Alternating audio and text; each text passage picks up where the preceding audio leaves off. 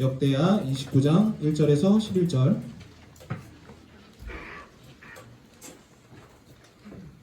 네, 다 찾으셨으면 우리 한 목소리로 같이 읽도록 하겠습니다. 시작. 히스기야가 왕위에 오를 때 나이가 25세라 예루살렘에서 90년 다스리리라. 그의 어머니의 이름은 아비아요 스가랴의 딸이더라.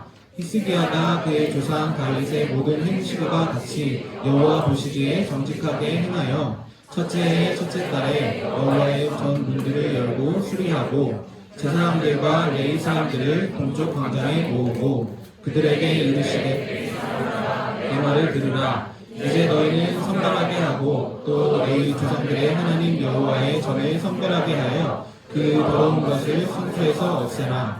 우리 조상들이 범죄하여 우리 하나님 여호와 보시기에 악을 행하여 하나님을 버리고 얼굴을 돌려 여호와의 성소를 등지고 또 낭실 문을 닫으며 등불을 끄고 성소에서 분향하지 아니하며 이스라엘의 하나님께 번제를 드리지 아니하므로 여호와께서 유다와 예루살렘에 진노하시고 내버리사 두려움과 놀람과 비웃음거리가 되게 하신 것을 너희가 똑똑히 보는 거라. 이로 말미암아 우리의 조상들이 칼에 엎드려지며 우리의 자녀와 아내들이 사로잡혔느니라. 이제 이스라엘의 하나님 여호와와 더불어 언약을 세워 그 맹렬한 노를 우리에게서 떠나게 할 마음이 내게 있노니 내 아들들아 이제는 게으르지 말라. 여호와께서 이미 너희를 택하사 그 앞에 서서 수종들어 대성기 하셨느니라. 아멘. 오늘 목사님 나오실 텐데요. 5층에서 이 지하까지 행차하셨습니다. 여러분 목사님 환영하는 마음으로 또 하나님께 감사하는 마음으로 박수로 맞이하도록 하겠습니다.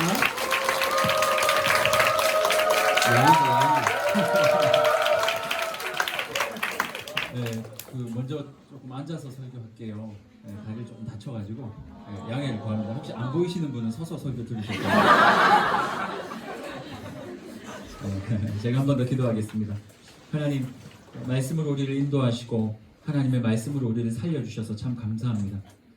세상에서 휩쓸려서 말씀과 멀어져 세상을 쫓아가는 우리의 삶 가운데 다시 한번 말씀으로 찾아오셔서 하나님의 말씀이 우리의 삶을 이끌어갈 수 있도록 우리의 심령을 내어드리는 시간 되게 하여 주옵소서. 오늘도 말씀하시옵소서. 종들이 듣겠나이다. 연약한 자의 입술을 주관하시고 무지한 자의 귀를 주님께서 열어 주옵소서. 예수님의 이름으로 기도합니다.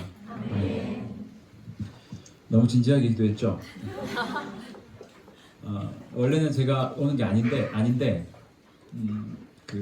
다리가 이 모양이라 가지고 멀리 못 가서 제가 가까운 청년 일부로 배정이 됐습니다. 청년 일부 공동체를 이상하게 만들어놨어요 지금. 여기 올 때마다 느끼는 건데 나쁜 의미에서 아니고 좋은 의미에서 중국 지하교회 같은 느낌이 들어요. 진짜 찬양이 뜨겁고 저는 찬양을 좀 더 할 줄 알았는데 중간에 끊어가지고 좀 아쉽다. 혹시 제가 다음에 또 올 기회가 있다면 좀 찬양을 길게 해주세요. 설교를 좀 짧게 하려고요. 인생에는 결핍이 참 많습니다. 얼마 저도 살지 않았지만 살아가는 내내 결핍을 경험합니다. 뭐가 좀 채워진 것 같으면 이쪽이 빵꾸가 나고 그래서 열심히 그것을 채우고 나면 또 다른 쪽이 찢어지고 늘 우리는 결핍 속에서 살아가는 것 같습니다. 저도 지금 심각한 결핍 가운데 있어요. 분명히 하나님께서는 다리를 2개로 만들어 주셨는데 지금 다리를 하나밖에 못 씁니다. 축구가 뭔지 저는 축구하다 다쳤다고 안 하고 교역자 수련회 갔다 다쳤다라고 이야기를 하지만 사실은 축구입니다. 슛과 상관도 없고 그냥 굴러가는 공 쫓아가다가 천천히 걷다가 혼자 쓰러졌어요. 좀 불편하더라고요. 다리 하나가 없으니까 없다는 표현보다는 다리 하나를 잘 못 쓰니까 만사가 다 불편해요. 제 몸이 이렇게 무거운지도 몰랐고 목발을 짚고 다니는데 상체가 굉장히 건강해졌어요 지금. 누군가든지 인생을 살아가는 사람들은 결핍을 맞이하게 되어 있습니다. 결핍을 딱 경험하면 그제서야 그때까지 누렸던 것들이 얼마나 대단한가를 좀 살펴보게 돼요.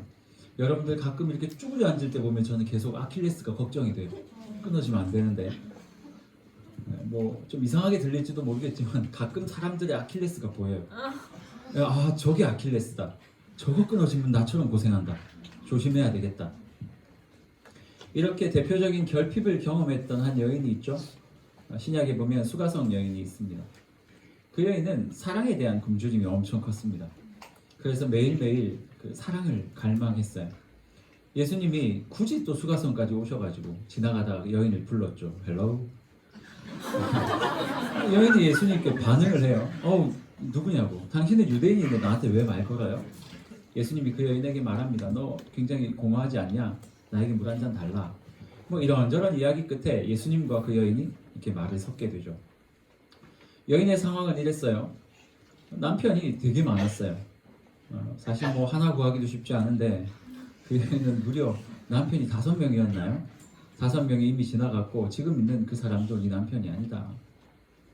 이 여인은 끊임없이 어떤 성장 배경이었는지 알지 못하지만 끊임없이 갈구했던 거예요. 이 남자가 나를 채워줄 수 있을까? 이 공허한 마음을 이 남자가 채워줄 수 있을까? 하지만 그 남자는 그 여인을 채워주지 못했고 또 곧 떠나갔고 여인은 또 다른 사람에게 결국은 그 지역 사람에게 다 욕을 먹고 손가락질을 당하며 살았죠. 그리고 다른 사람들 다 잠자는 시간 그 정오 때한볕을 맞이하면서 그 정오에 물을 기르러 우물가에 나왔더라. 결국 그 여인은 예수님을 만나고 나서 자신의 존재를 다시 한번 생각하게 되죠. 예수 그리스도를 경험하고 그분이 자신의 삶에 개입되는 즉시 그 여인은 모든 해방감을 맛보게 됩니다. 그가 가지고 있었던 결핍, 어떻게 보면 그 결핍은 거짓말이었어요. 세상에서 그 여인을 꼬드겼던 거짓말이었죠. 사실 그 여인은 그렇게 결핍을 경험하며 살 만큼 연약하지 않았던 거죠. 예수님이 그 여인의 인생에 딱 들어가는 순간 결핍의 문제가 사라져 버렸어요. 그리고 그 여인은 그토록 두려워했던 그 백성들에게 달려가기 시작합니다. 그래서 그들에게 예수 그리스도를 전파한단 말이죠. 처음에는 욕먹을까 또 맞을까 두려워서 벌벌 떨고 다른 사람 잘 때만 이렇게 숨어서 돌아다니는, 제가 사실 요즘에 그렇게 숨어서 돌아다닙니다. 성도들이 하도 막 어떻게 된 거예요를 물으셔가지고 처음에는 걱정을 하셨는데 시간이 좀 지나가니까 아직도 안 풀렸네 이런 느낌이 나서 저 혼자, 그래서 저는 이렇게 올 때 대로변으로 오지 않고 저 송림고등학교 뒤에 그 식당 뒷문 있죠? 거기로 들어오면 옆에 샛길이 있어요.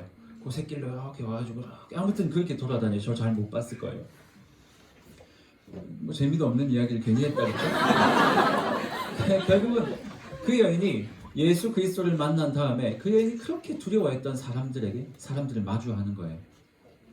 자신이 가지고 있던 모든 연약함, 결핍, 부끄러움 이런 것들을 다 내던지고 그들에게 아주 당당하게 예수 그리스도를 소개합니다. 여러분, 모든 인생은 결핍 가운데 살아가요. 혹시 지금도 그 결핍을 누리는 사람들이 있겠죠? 아니 있으리라 생각해. 아니 거의 대부분이라고 생각해요. 어떤 사람은 가정 환경, 어떤 사람은 관계. 이놈의 관계의 결핍은 죽을 때까지 따라다닐 거예요. 진짜로. 아마 나중에 나이가 너무 들어가지고 밖에 사회생활을 할 수 없으면 아마 간병이 나고 또 힘들어지는 그런 일들이 벌어질 거예요. 이 관계의 문제는 끊임없이 우리를 따라다니는 결핍이에요. 그렇죠? 때때로는 재정의 문제. 나는 열심히 산다고 살았는데 내가 잘못한 것도 없는데 어느 순간 내 통장 잔고가 뻥 터져나가고 모든 것들을 힘들어하며 살아가는 게 우리의 삶이 아닌가. 여러분, 이 결핍의 문제 어떻게 해결을 하시겠습니까? 사실 세상에서 거짓말하는 것들이 더 많거든요. 우리가 결핍에 고통스러워하지 않아도 될 많은 것들 때문에 그 많은 것들인데 그것을 세상의 거짓말 때문에 우리가 고통스러워할 경우가 참 많아요. 옆 사람과 비교하고 괜히 끊임없는, 제가 조이스 새가족들만 만나면 그런 얘기예요. 계속 비교하고 살죠. 예수님 만나면 거기서 자유해질 수 있다고. 근데 사실 예수님 만나도 끊임없이 비교하죠. 끊임없이 예수의 십자가로 그 비교하고 결핍의 문제를 계속 덮지 않으면 끊임없이 그걸로 괴로워할 수밖에 없어요. 아까 예배 찬양을 드리는데 깜짝 놀랐어요. 막 가수가 서가지고 찬양을 하고 있고 왜 이렇게 연주들을 다 잘해요? 뭐 아닌 것처럼 눈빛이 뭐 이렇게 동그래지는데 그냥 해본 말이에요. 아무리 남들에게 뛰어난 사람인 것처럼 보이지만 그 결핍이 찾아온단 말이에요. 심지어는 목회자들은 늘 우러러보고 있는 이찬수 목사님도 늘 우리 앞에서 자신의 결핍의 이야기를 하신단 말이에요. 그 결핍의 이야기는 늘 어디서 해결이 됩니까? 예수 그리스도 앞에서 해결되는 거예요. 오늘 우리가 살펴본 히스기야라는 사람, 이 사람에게도 아주 극심한 결핍이 있었습니다. 25세의 왕이 되었는데 아주 나라가 기가 막혔어요. 히스기야의 아빠는 누구냐면 성경에 나온 것처럼 아하스라는 사람이었어요. 이 아하스는 이스라엘의 왕 중에서도 가장 악한 왕에 속해요. 하나님을 예배하는 성전 뭐 다 잠궈놓고 더 이상 하나님을 예배할 수 없게 만들어 놓은 왕이었어요. 히스기야는 그 신앙 좋은 엄마 밑에 자랐기 때문에 하나님을 알았던 거예요. 히스기야는 이제 25세의 왕이 되었는데 나라가 난리 법석, 난리 부르스였던 거예요. 난리 부르스 뭐 재밌지 않아요? 조이스에서는 빵빵 터지는데 히스기야가 왕이 됐는데 정치적으로 완전 꽝, 경제 완전 바닥, 군사 완전 최악, 모든 것들이 엉망진창인 시대였어요. 그때 히스기야가 왕이 된 다음에 고민을 했겠죠. 도대체 나는 뭐부터 해야 되냐? 이 우리 아빠가 악했는데 이 악한 왕이 이 나라를 개판으로 만들고 나서 나에게 왕권을 물려줬는데 다른 사람들은 히스기야를 보면서 얼마나 대단하게 생각을 했겠어요. 왕인데 와 저분이 왕이구나 너무 부럽다 했겠지만 실제로 왕이 되었던 히스기야는 너무 고통스러웠어요.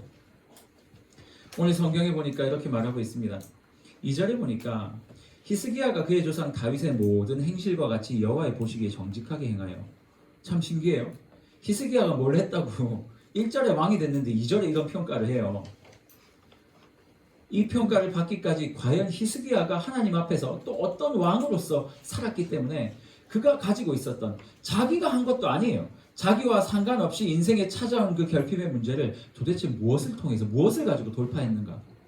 그래서 마지막에 이러한 평가를 받을 수 있었을까? 말이 왜 이래요? 있었을까? 이전에 말하는 히스기야가 그의 조상 다윗의 모든 행실과 같이 여호와의 보시기에 정직히 행하여 이 표현은요 다윗과 히스기야에게만 쓰여진 표현이에요. 그러니 히스기야는 하나님께서 너무나도 사랑했다. 넌 너무 수고했고 너무 잘했다. 도대체 히스기야가 한 게 뭘까요? 뭘 잘했기 때문에 하나님께서 이렇게 칭찬하셨을까요? 또 그는 뭘 잘했기 때문에 그가 가지고 있던 결핍의 문제가 해결됐을까요? 사실 성경에 나오고 있는 이야기는 아주 간단합니다. 아주 간단해요. 히스기야가 왕이 딱 됐는데 이제 왕이 됐으니까 하나님 앞에 예배도 드려야 되고 하나님 앞에 이제 신고식도 해야 될 거 아닙니까? 왕 즉위식을 했는데 히스기야가 아주 놀라운 것들을 본 거예요. 예배를 드려야겠는데 모든 것들이 다 엉망이에요. 심지어 오늘 3절에 보면 이렇게 말하고 있어요. 첫째 태, 첫째 달에, 그러니까 왕이 된 그 달에 히스기야가 여호와의 전 문을 열고 수리했대요. 오늘 성경 쭉 읽어보면요 다 그 이야기예요. 히스기야가 처음 왕이 되자마자 엉망이었던 이스라엘의 나라들을 보면서 그것에 신경 써서 막 손대서 일을 한 게 아니었어요. 히스기야가 한 가지 생각을 가지고 있었어요. 이거는 여호와를 개입시키지 않으면 하나님이 아니면 아무것도 안 되겠구나. 내 힘으로는 할 수 없겠구나. 그래서 그가 천명했던 것이 뭐였냐면 예배의 회복이었어요. 그는요 왕이 되자마자 무엇부터 했냐면 성전의 문을 열었어요. 기가 막힐 노릇 아닙니까? 이스라엘은 하나님을 섬기던 나라였어요. 하나님이 선택해서 하나님을 믿었고 하나님이 유일하게 선택한 나라였어요. 그런데 그 나라에 왕이 성전의 문을 열었대요. 그리고 문을 수리했대요. 그 뒤에 보면 무슨 얘기가 나오냐면 레위인들과 제사장들을 모아가지고 성전의 먼지를 다 닦아내고 그 안에 기구들을 손질을 했다는 거예요. 무슨 이야기입니까? 히스기야가 왕이 될 때까지 이스라엘은 하나님 앞에 전혀 예배하지 않는 백성들이었다는 거예요. 예배당 문이 잠겨 있어요. 그래서 하나님을 만나러 가려면 그 문에 빗장을 열어야 돼요. 그리고 문에 빗장을 열고 들어갔는데 온갖 더러운 것들이 산재해 있는 거예요. 마치 이사 가기 전 집처럼 먼지가 이렇게 쌓여 있는 거예요. 차마 그곳에서 하나님을 예배할 수 없었던 거죠. 그래서 그는 하나님을 예배하기 위해 성전 청소를 먼저 했더라. 여러분, 우리 인생에 생긴 결핍, 히스기야와 같은 결핍, 이것들을 해결하기 위해서 우리에게 필요한 단 한 가지는 하나님 앞에 그 앞에서 예배를 회복하는 것입니다. 하나님이 우리의 삶에 개입하지 않으면 우리가 그 어느 곳에서 뭐 날뛰고 열심히 산다 한들 절대 그 문제들 해결되지 않습니다. 하나님께서 우리의 삶에 개입하시면 우리의 시각이 바뀌게 돼 있어요. 평소에는 너무 힘들어요. 하지만 주님께서 임재하시면 내 앞에 나에게 거짓말하고 있던 그 문제들 있죠. 그 결핍이라며 속이며 나를 괴롭혔던 그 문제들의 실체를 볼 수 있게 되는 거예요. 아킬레스가 또 끊어졌어요. 열심히 뛰어가다 끊어졌으면 내 말도 안 하겠는데, 그저 그 은주성 목사님이 공을 그냥 툭 찼는데 아무도 가지러 가지 않으니까 내가 슬금슬금 진짜로 천천히 걸어갔는데 갑자기 뒤에서 누가 팍 때리는 느낌이 난 거예요. 분명히 누가 찼다. 아 하고 쓰러졌어요. 그리고 누가 찼다 그랬는데 저 끝에 박태호 전사님이 한 5m 정도 멀리 있는 거예요. 와, 차고 도망갔구나. 누가 날 찼어 했는데 전부 아무도 안 찼어. 그러면 아니야, 분명히 찼어. 아킬레스가 끊어진 사람 똑같이 경험하는 현상이래. 누가 뒤에서 망치로 때리는 느낌. 딱 하고 끊어져 버렸어. 끊어지고 바로 나우병원에 갔죠. 바로 갔으니까 나우병원에 있죠.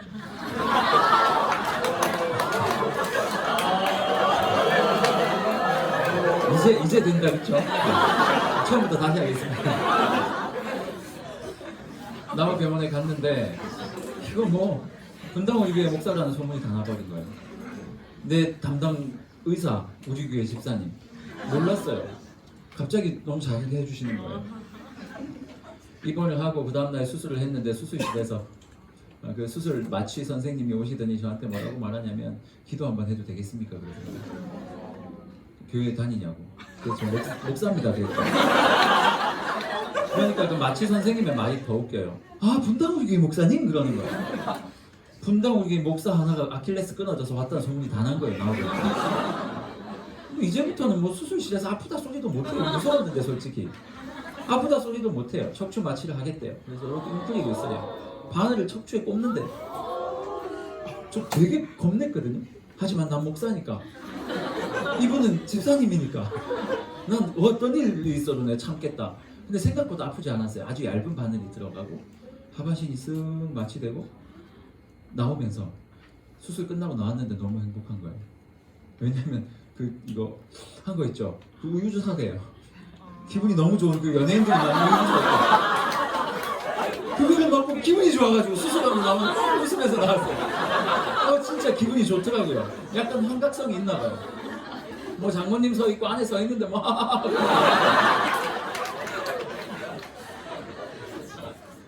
그렇게 수술을 하고 나서 이제 저는 그때부터 진짜 심각한 결핍에 빠진 거예요. 혼자 화장실을 갈 수 있나, 혼자 씻을 수 있나, 뭐 사실은 뭐 청년들한테 알리지도 않았어요. 또 찾아올까 봐. 찾아오는 건 너무 싫잖아요. 머리도 완전 떡이 돼 있는데. 그래서 아무튼 알리지 않고 시간이 좀 지나고 나와가지고 뭐 수술 받고 다다음 날부터 바로 출근을 했어요. 짚고 와가지고 사역을 시작을 했는데 너무 불편해요. 그런데 그 불편함을 이끌고 첫 주에 이제 화요일 날 수술하고 금요일 날부터 출근했고, 토요일 날 그 비전 수련회 갔다 왔고, 주일 날 이거를 들고 한 칸 한 칸씩 해서 조이스까지 올라갔어요. 그래서 앉아서 설교를 한 거예요. 수술 받고 그 병원에서 설교 준비를 했고, 그래서 올라와서 설교를 하는데 마침 그 우리 교회 등록은 안 되는 한 자매가, 누군지도 얼굴도 몰라요, 이름도 모르고 전사님 통해 들었어요. 그 자매가 이제 좀 몸이 아팠었나 봐요. 그런데 이 목발을 짚고 올라오는 목사를 보고 설교 내용과 상관없이 은혜를 받은 거예요. 아, 그렇구나. 저분도 아프신데 저렇게 열심히 하는구나. 그 이야기를 듣자마자 다친 것에 대한 시각이 바뀌었어요. 아, 그렇구나. 이게 심각한 결핍인 줄 알고 이것 때문에 내가 엄청 힘들고 고생할 것이야 라고 생각을 했는데, 의외로 이거 다친 것 때문에 은혜 받고 위로받은 성도들이 꽤 많다는 걸 알게 됐어요. 알지도 못하는 집사님이 저 끝에서 목발을 짚고 오는 거예요. 너무 뻘쭘하잖아요. 드림센터 1층에서 저를 알지도 못하는 여집사님이셨어요. 저를 물끄러미 바라보면서 흐뭇한 미소를 가지고 씩 웃고 가시는 거예요. 아, 저분도 위로를 받았구나. 그 이후에 얼마나 많은 사람을 만났는지 몰라요. 심각한 결핍이라 생각했지만 이 결핍이 예수 그리스도 안에서 하나님 예배 가운데서 다시 해석이 되니까 이것을 통해 은혜 받고 도전 받고 위로받는 사람이 생기는구나. 이상하게 조이스 분위기가 더 좋아진 것 같아요. 다시 다치고 나서. 사단은 이야기하는 거예요. 네가 가지고 있는 그 결핍 힘들지, 어렵지. 그것 때문에 넌 죽을지 모를 거야. 야, 목사가 다리를 다쳐서 어떻게 하겠나? 아킬레스 회복되려면 몇 달이 걸릴 텐데 너 그래서 사역할 수 있겠어? 청년들이 너를 용납해 주겠어? 뭘 어떻게 하겠어? 사실 초반에는 그런 생각들이 들어왔어요. 너무 미안했어요. 아, 이거 다쳐가지고 내가 사역을 할 수 있겠나? 하지만 그건 사단의 이야기였어요. 오히려 다치니까 더 좋아하더라고요. 여러분, 히스기야도 똑같은 결핍을 가지고 있었지만 왕으로 사역을 해야 되는데 모든 것이 다 뒤집어져 있는 그런 상황이었으나 그는 알았어요. 하나님 앞에 나의 예배가 회복되면, 이 나라의 예배가 회복되면 이 모든 것은 하나님께서 해결하실 거라는 거예요. 그러니 말도 안 되는 자기의 이 별로 힘도 세지도 않은 자기의 손, 뭐 자기 국력, 자기 지혜, 뭐 이런 아주 별것 아닌 이것들로 그 문제를 맞닥뜨려 해결하려 하지 않았어요. 그가 왕이 되자마자 한 소리가 뭐냐면 유월절을 지키겠다는 거예요. 유월절을 지키겠다. 그가 1월 14일에 유월절을 지키려고 했어요. 근데 상황이 안 되는 거예요. 조금만 뒤에 읽어보시면 상황이 안 되는 거예요. 그래서 그가 하나님 앞에 이렇게 기도하고 이렇게 결정을 합니다. 2월 14일에 다시 지키겠다. 정신 나간 거거든요. 유월절은 1월 14일이에요. 그건 하나님의 율법에 기록되어 있던 절기예요. 그 날짜를 자기 마음대로 바꿀 수 없어요. 하지만 히스기야는 하나님 앞에 기도하고 그걸 바꿔버립니다. 하나님, 우리는 예배가 너무 갈급합니다. 1월 14일까지 지금 내가 1월 1일 날 왕이 됐는데 14일 만에 백성들이 올 수가 없는 거예요. 우리에게는 예배가 너무 갈급하고, 그러니 하나님 율법 어기겠습니다. 하나님을 사랑하는 마음으로 그들에게 정말 필요한 예배를 공급해 주기 위해서 율법 어기겠습니다. 한 달만 시간을 주십시오. 그래서 실제로요 2월 14일 날 다시 유월절을 벌였어요. 하나님께서는 뭐라고 하셨는 줄 아세요? 네, 인정해 줄게 그랬어요. 여러분, 우리 안에 예배가 시급해요. 예배 회복이 시급해요. 하나님께 나아가시기를 바래요. 여러분의 결핍의 문제, 그 예배가 회복되면 모든 것들이 다 바뀔 수 있다는 거예요. 이제는 다리를 다치고 나서 우리 아내가 가끔 잔소리를 해요. 여보 언제 나? 언제 낫기는 몇 달 있어야 된다고 얘기했잖아요. 왜 자꾸 얘기를 하는 거예요? 아니 가을인데 날씨 좋아졌는데 우리가 어디 좀 나가자. 나갔다 들어와라. 같이 가고 싶다. 같이 가자. 같이 가면 내가 고생 다 한다는 거예요. 저기가. 우리 아내를 디스하는 거 아니에요. 우리 아내는 굉장히 현명하고 사랑스러운 사람입니다. 답답한 거죠. 벌써 7주째 남편이 수발을 하고 있으니까요. 뭐 때때로 조금 힘든 건 있어요. 집에 가면 우리 아내가 잔소리를 하니까. 그럼에도 불구하고 이 다친 거 하나님 앞에서 재해석하는 거예요. 하나님의 예배 앞에서 예배 가운데 하나님을 만나고 그분이 내 안에 들어오시면 모든 것들이 재해석되는 거예요. 히스기야가 예배를 회복하기 위해서 구체적으로 했던 행동들이 있습니다. 여러분 어떻게 예배 회복하실래요? 사실 여러분 맨날 예배 드리잖아요. 하루에도 몇 번이나 드리잖아요. 하지만 그 예배가 나의 인생을 바꿀 수 없는 거죠. 그 예배가 나에게 영향을 줄 수 없어요. 여기 모여서 찬양할 때 열심히 하고 기도할 때 열심히 하지만 송림고 정문을 나가면서 후문으로 나가시는 분들은 후문을 나가면서 그 모든 은혜들이 사라져가고 또다시 내일부터 있는 월요일은 그냥 세상 속에서의 월요일이 되잖아요. 어떻게 하면 여러분 예배를 회복할 수 있을까요? 히스기야는 이 예배를 회복하기 위해서 아까 제일 처음에 뭘 했다 그랬죠? 문을 고친다. 여러분 히스기야는 예배 회복을 위해서 그 나라를 살리기 위해서 하나님을 개입시키려 했고 하나님이 개입하시려면 예배가 회복돼야 된다고 생각을 했고 그 예배 회복을 위해 그가 가장 먼저 한 것은 뭐냐면 성전의 문을 열고 수리했던 것입니다. 여러분 어떠세요? 하나님을 만나러 가려면 성전의 문이 열려 있어야 하죠. 그런데 여러분 앞에 있는 성전의 문은 열려 있습니까? 하나님이 계시는데 문을 따고 들어가야 하는데 혹시 너무 예배하는 거에 문을 안 열어가지고 녹슬어서 잠겨 있지는 않습니까? 히스기야는 일단 문부터 열었어요. 여러분 다른 거 생각하지 마세요. 뭐 예배를 회복하려면 뭐 30일 금식을 하고 뭐 아니면 어떤 특별한 의식을 치르고 목욕 재개를 하고 뭐를 하고 뭐 무슨 관계를 됐고요. 일단 교회 나오면 되는 거예요. 여러분의 성전 문은 열려 있습니까? 삶이 정리되어야만 합니다. 여러분 아무리 친한 사이라도 오래 안 만나면 어색하거든요. 하나님을 향한 우리의 문이 열려져 있는지 확인을 하셔야 됩니다. 여러분 혹시 하나님께 삐져가지고 문 닫아놓은 사람들이 있어요? 매주 예배는 나오지만 하나님 그럴 줄 알았어요. 나 하나님 예배 나오긴 하지만 하나님 삐져가지고 기도도 안 할래요. 찬양도 안 할래요. 하고 있는 사람들 있어요? 하나님 앞에 나오셔야만 합니다. 다시 성경책 열고 다시 하나님 앞에 기도하는 거 회복하고 평소에 하나님 앞에서 예배하고 하나님과의 마음의 이 빗장을 회복하지 않으면 주일날 나와서 여러분 은혜 받기가 쉽지 않습니다. 예배 은혜 받는 것. 예전에 조이스 청년들이 늘 이런 얘기를 하는 거예요. 목사님, 주일 예배가 은혜가 안 돼요. 은혜가 안 돼요. 이 말은 무슨 말이에요? 너 설교 잘해라. 그래서 제가 뭐 그냥 받을 수는 없잖아요. 그래서 딱 받아쳤죠. 네가 제대로 안 살아서 그래. 여러분, 이 한국 교회는 너무 설교 중심적이에요. 그래서 목사가 은혜를 흘려준다고 생각해요. 택도 없는 소리예요. 목사는 통로예요. 뭐 어떤 대단한 목사님이 와서 그 목사님이 설교를 잘하면 우리가 은혜 받았다 다 속는 거예요. 그 은혜가 어디 갑니까? 지속되든가요? 그렇지 않아요.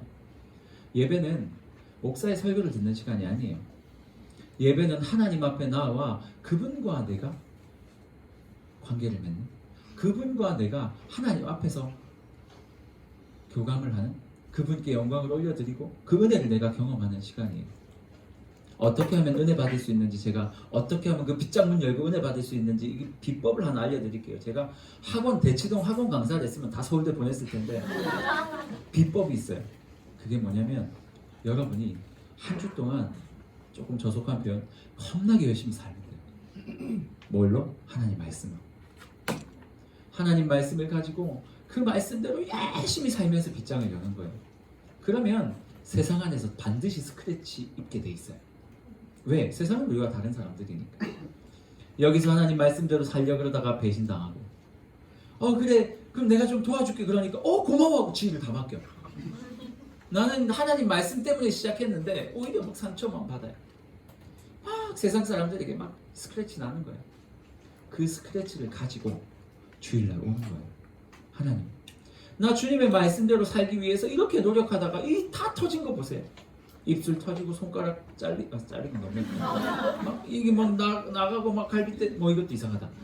아무튼 하나님 주의 말씀대로 살기 위해서 세상에서 일주일 동안 이렇게 노력을 하다가 내가 이렇게 다치고 완전히 만신창이가 돼서 하나님 앞에 나왔어요.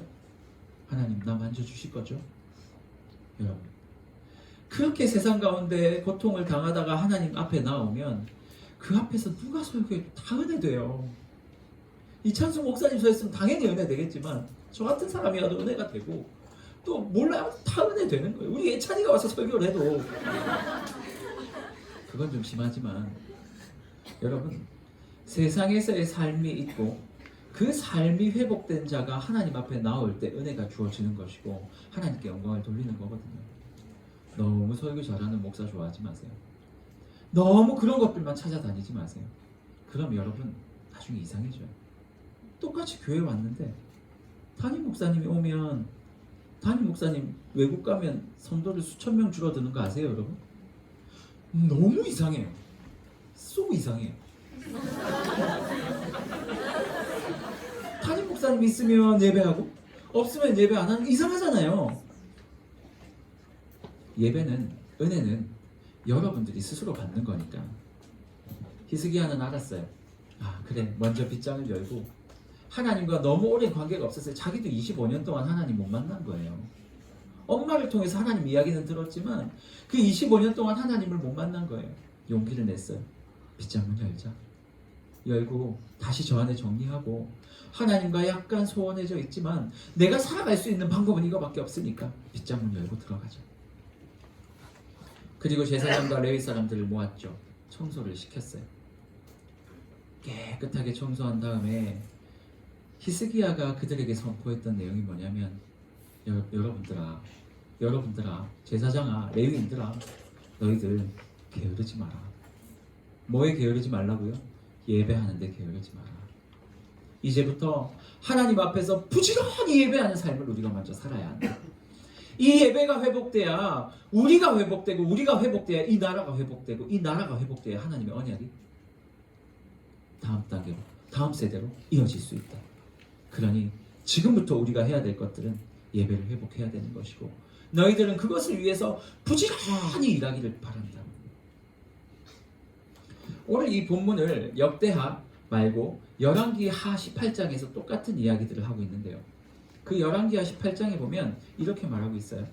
히스기야가 하나님 앞에서 이렇게 예배를 회복했더니, 이렇게 했더니 여호와께서 그와 함께 하심에 그가 어디로 가든지 형통하였더라. 그 뒤에 말이 기가 막힙니다. 저가 아수르 왕을 배반하였고, 여러분 아수르예요. 아수르 당시에 패권자였단 말이에요. 아수르 왕을 히스기야가 배반하였고, 두 번째, 그가 블레셋 사람들을 쳐서 가사와 그 사방에 이르고 모든 성들을 견고하게 만들었더라. 블레셋 키가 이만한 사람들이었다니까요. 맨날 이스라엘을 괴롭히던 그 사람들이었는데 그들을 쳐 부쉈대잖아요.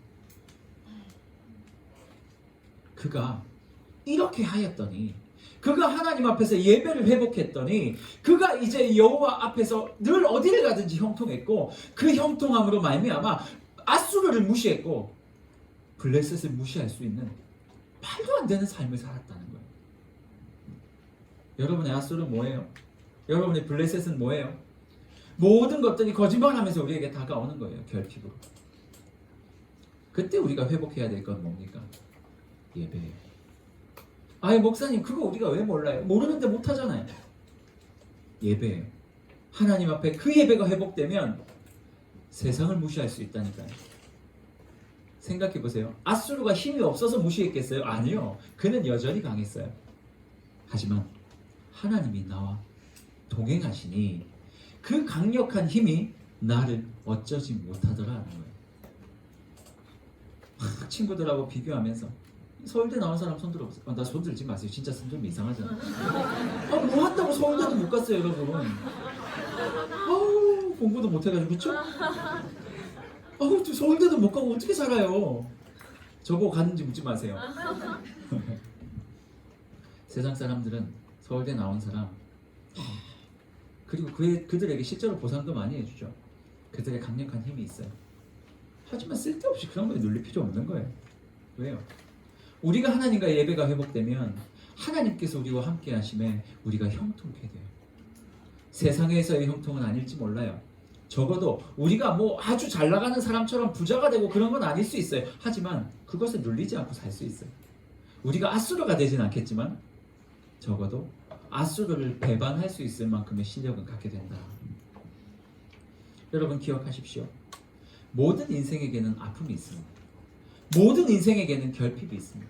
제 삶에도 단 한 번은 좀 그렇고 평화가 있긴 했죠. 아주 짧게 찔끔찔끔 감질만 나게. 늘 언제나 고통이 있었고 힘듦이 있었고 괴롭히는 것들이 있었고 늘 저를 괴롭혔어요. 저의 연약함 때문에도 괴롭힘을 받았고, 하지만 하나님 앞에서 예배가 회복될 때마다 한 단계씩 뛰어 올라가더라고요. 올 초에 사실은 조이스 청년부에서 뭐 똑같은 말씀은 아니지만 이 본문으로 한번 설교를 했어요. 그때 너무 이 학기를 시작하는데 이 예배에 대한 갈증이 있는 거예요. 제 안에. 지난번에 그 한웅재 목사님 오셔가지고 기억나요? 수요예배 때 그분이 이렇게 찬양을 하시면서 이런 말씀 하셨거든요. 자기는 말하듯이 노래하고 노래하듯이 말하는 사람이 되고 싶다. 이렇게 표현했어요. 너는 말하듯이 노래하고 그 이야기를 듣는데 이게 떠나질 않는 거예요. 예배하듯 살아가고 살아가듯 예배하는 삶. 그래서 주일날만 예배하는 인생이 아니라 평일날도 예배하는 삶. 그래서 평일날 나를 공격하는 모든 결핍으로부터 그 예배로 말미암아 해방될 수 있는 삶. 이런 삶을 살고 싶다. 조이스 청년들, 그리고 우리 청년 일부 청년들, 우리 모든 분당우리 교회 청년들에게 이 삶을 나눠주고 싶어요. 그래서 우리가 다 모여서 얼마나 뜨겁게 말씀 듣고 기도했는지 몰라요. 여러분, 예배가 회복되면 우리의 삶의 순간순간이 예배가 되고 그 예배하는 대로 또 살아가는 그 삶이 진짜 실현이 되면 고통이 찾아올 때 툭 쳐내면 돼. 왜요? 하나님이 여호와께서 나와 동행하시니 나의 삶이 형통케 될 거니. 돈이 없어요? 괜찮아요. 툭 쳐내면 돼요. 그게 나의 삶의 목적이 아니니까. 여전히 이제 쌀쌀해지는데 또 옆구리가 시렵죠. 야, 이거 만날 수 있을까? 야, 이제 조이스 갈 날이 다 돼가는데 야, 이거 어떻게 해야 되나? 여러분, 조이스 오해하지 마세요. 진짜로 제가 너무 사랑하는 공동체인데 우리 조이스 청년들 그것 때문에 가끔 뭐 신경을 쓰겠죠. 하지만 그것 때문에 고통스럽고 힘들어하고 절망하지 않아요. 누구보다 그 어떤, 모르겠어요. 청년일보 와서 이런 얘기 해도 될지 모르겠지만 그 어떤 청년부보다 하나님 사랑하고 하나님 앞에 기뻐함으로 살아가는 청년들이에요. 결핍이 찾아올 때마다 하나님 앞에 나오는 거예요. 하나님 또 괴롭히네요. 야, 내가 널 위해 죽었지 않느냐. 네가 넌 나의 백성 아니냐. 오케이, 깜빡하고 있었어요. 하나님 오케이, 넘어갈게요. 이 결핍 거짓말쟁이 넘어갈게요. 또 결핍이 찾아와요. 또 하나님 결핍이 찾아왔네요. 고통스럽네요. 또 예배 가운데 하나님의 만지심을 경험하고 또 경험하고 그렇게 하루하루 살아가면서 우리는 하나님 앞에서 형통한 자의 삶을 살아가는 거예요. 나중에 뒤를 돌아봤을 때 하나님의 은혜, 얼마나 그 큰 은혜가 감격적이었는지. 여러분, 예배를 회복하면 시각이 바뀝니다. 시각이 바뀌면 승리할 수 있어요. 혹시 결핍 가운데 있다면 예배를 회복하세요. 앉아있는 거 말고 열심히 살아가세요. 그 스크래치가 여러분을 살릴 거예요.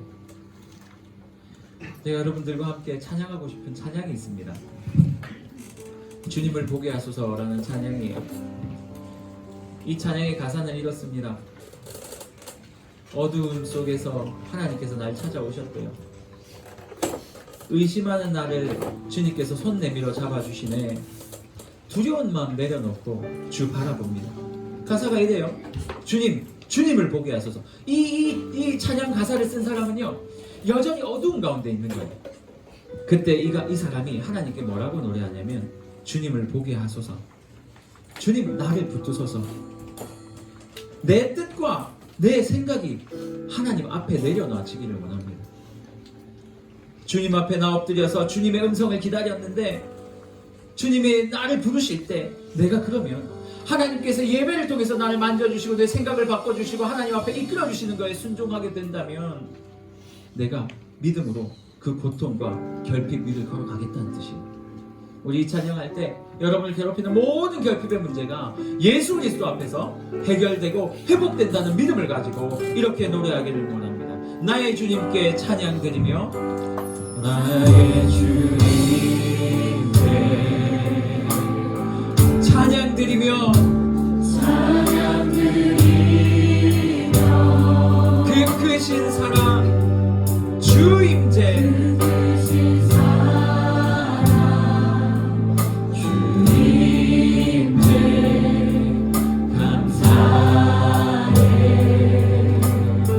어둠 속에 찾아오셔서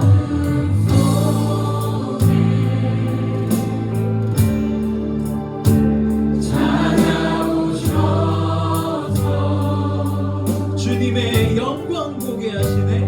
주님의 영광 보게 하시네.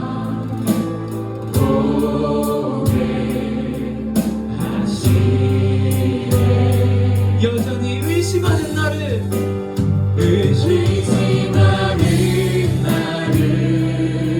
손 내밀어 잡아주시네. 손 내밀어 잡아주시네.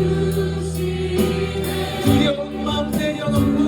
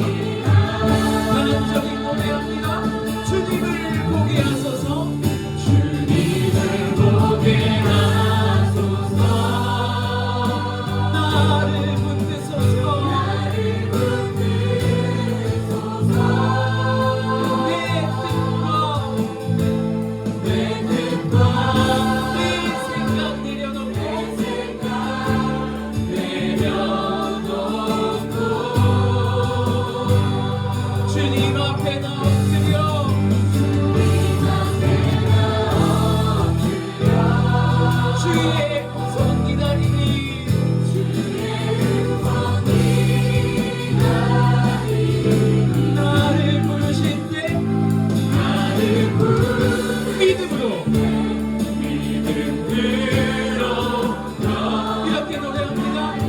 주님을 보게 하소서. 주님을 보게 하소서. 나를 붙드소서. 이 예배를 통해 내 뜻과 내 생각 내려놓고 내 생각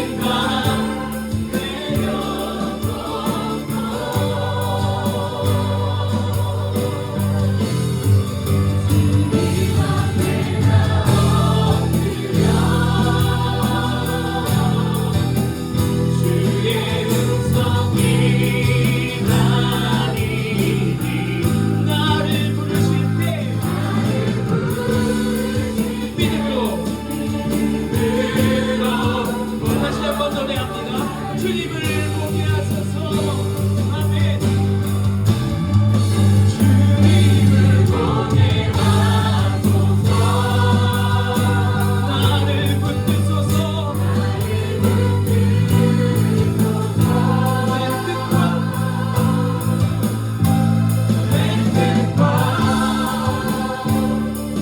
생각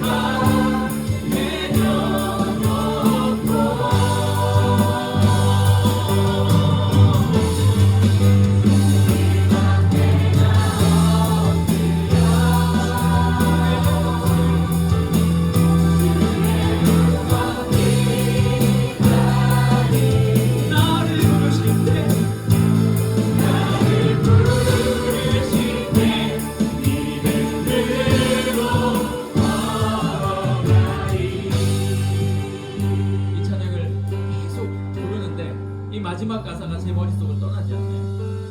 나를 부르실 때 믿음으로 걸어가리. 무슨 말이에요? 믿음으로 걸어가. 믿음 아니면 걸어갈 수 없는 상황이랍니다. 여러분, 하나님이 내 삶에 개입하시고 예배가 회복되고 하나님이 개입하시면 내 시각을 바꾸십니다. 내 시각이 바뀌면 내 앞에 있는 문제가 아니라 하나님의 사랑이 보이게 될 거예요. 그때 하나님께서 나를 부르세요. 사랑하는 아들아 딸아 걸어올 수 있겠니? 그때 하나님을 만난 자는 이렇게 반응합니다. 하나님, 주님께서 날 부르시면 믿음으로 그 바다 건너가겠습니다. 우리 같이 한번 기도할 때 하나님이 우리에게 믿음을 더하여 주옵소서. 하나님이 나의 예배가 회복되게 하옵소서. 그 회복된 예배를 통해 나의 결핍이 하나님 앞에서 사라지는 은혜를 허락하여 주시옵소서. 주의 이름 찾고 기도합니다. 주여.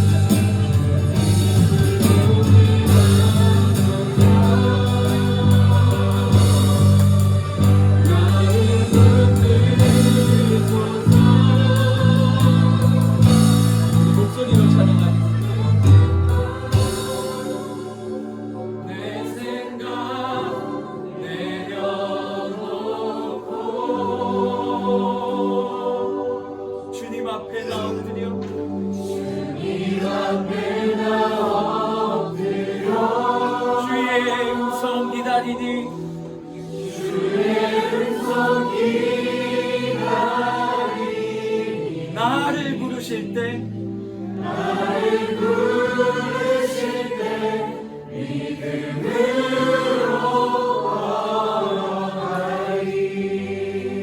하나님, 한시도 결핍이 없는 인생을 살아본 적이 없습니다. 언제나 나를 힘들게 하는 것들이 있었고, 그것이 관계이든 재정적인 문제든 나의 미래의 문제든 사람의 문제든 부모의 문제든 어찌든지 나를 괴롭히는 문제가 있었으나 예수와 함께하는 인생은 그 결핍을 결핍이 아니라 사랑이라 해석할 수 있음을 다시 한번 고백합니다. 하나님과 회복하고 그 결핍의 문제를 이기는 우리가 되게 하여 주시옵소서.